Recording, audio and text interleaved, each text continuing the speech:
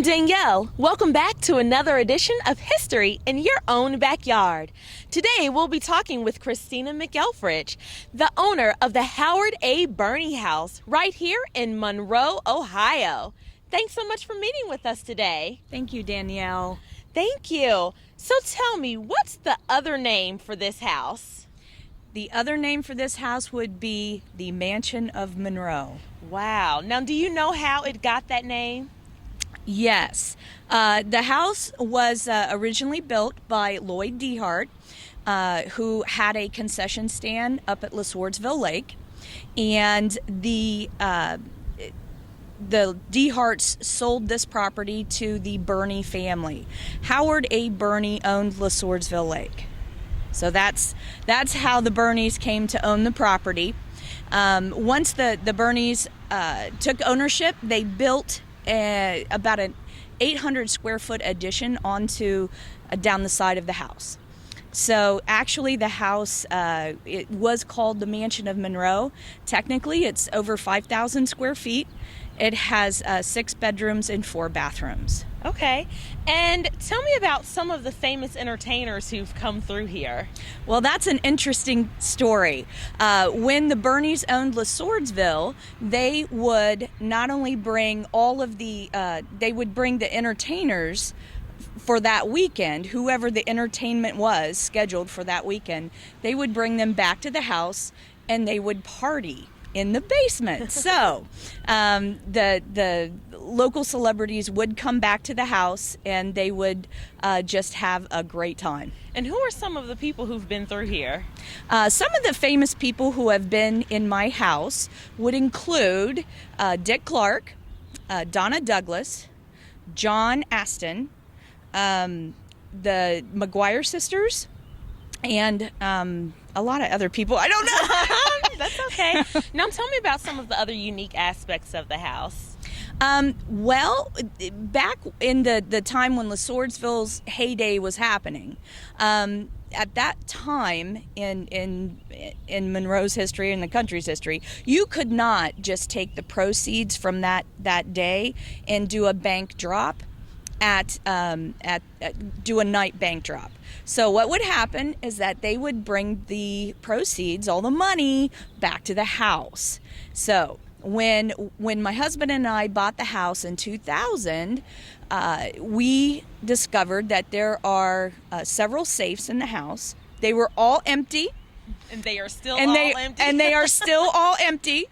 But it was a sign of the time. So they actually had a high level of security for that period.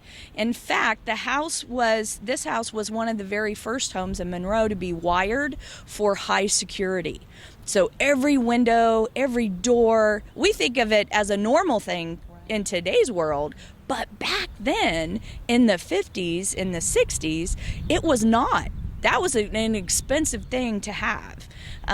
So yeah, there was a high security system, and when I called ADT out actually to take a look at it because I didn't know if it worked or not or whatever, but and he said that the house was wired like Fort Knox. Oh wow, that's what the ADT guy said. I'm like, wow, okay. Great. Now you were also saying that the house was built in 1953. Mm-hmm. Is that correct? That is correct. And at the time, none of these other houses were here. Correct. Right? Wow. Correct. Okay. Correct. So this was one of the first homes, kind of other than the old historic farm homes that are on McCready. Okay. So this was it was a big house for the time. People, back in the 50s, they didn't have big bedrooms and all of that. Nobody had, a master bath off their bedroom. It just wasn't done back in that time period. So the fact that this house has that is pretty special and unique. Awesome. Is there anything else that you would like to share with us about the house?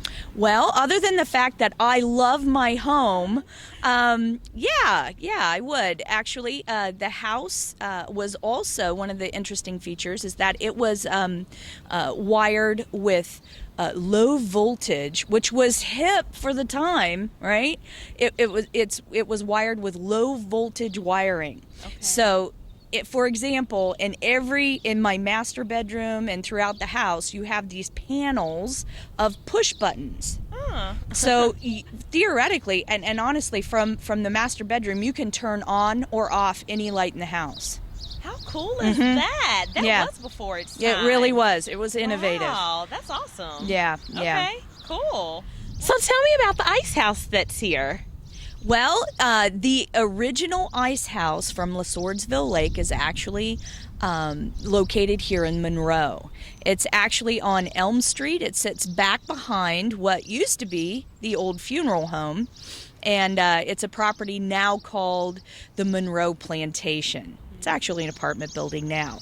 But back behind the big white house is this red barn-looking structure, and that was actually the old ice house for LeSourdsville Lake. Before LeSourdsville was an amusement park or an entertainment destination, it was actually a working ice farm.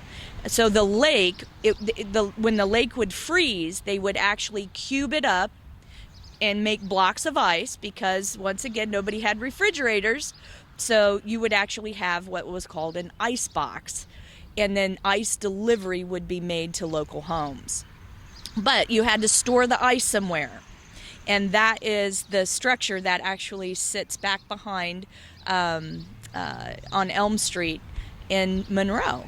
It's cool that it was moved. They actually moved it from LeSourdsville to Elm Street.